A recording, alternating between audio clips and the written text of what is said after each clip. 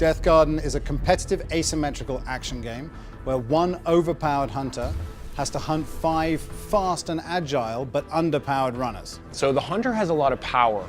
The runners themselves are obviously weaker on a one-on-one encounter, but what gives them their power is the team of 5, is their agility and the fact that they can work together to complete their goals.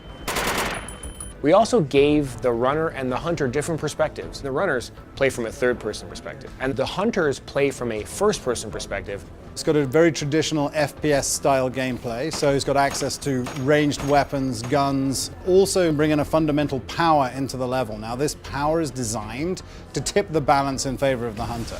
Now, which power they bring into the level will change the way the runners have to adapt.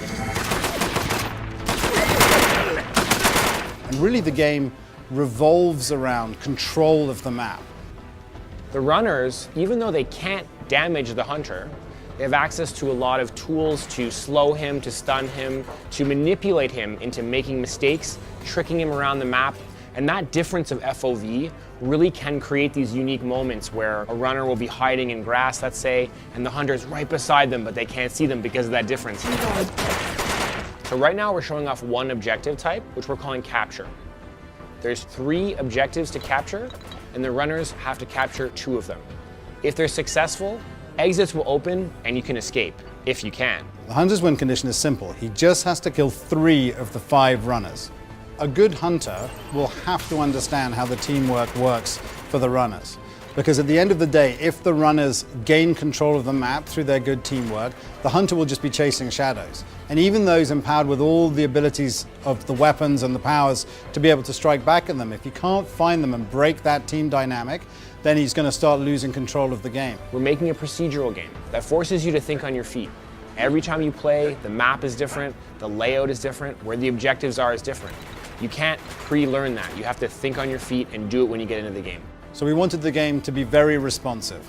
We wanted to have elevation in the game, and we wanted to have this responsiveness and elevation create amazing chases. We don't want every encounter to end in a death. We want escapes and chases and coming back into the game.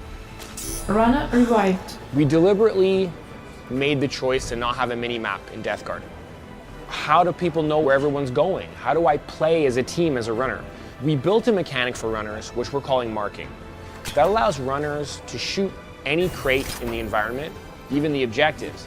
And by doing so, it reveals it to everyone in the map for 30 seconds.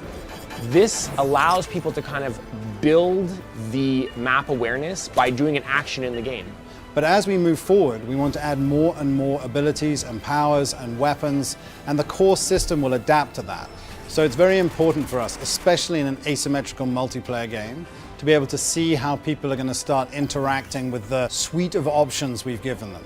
Our objective is competition before anything. So we're really no pay to win and no grind to win. So if we were ever to release new skills, everyone would have access to them. What we love about the game is that it's a classic video game adage that it's easy to play and hard to master.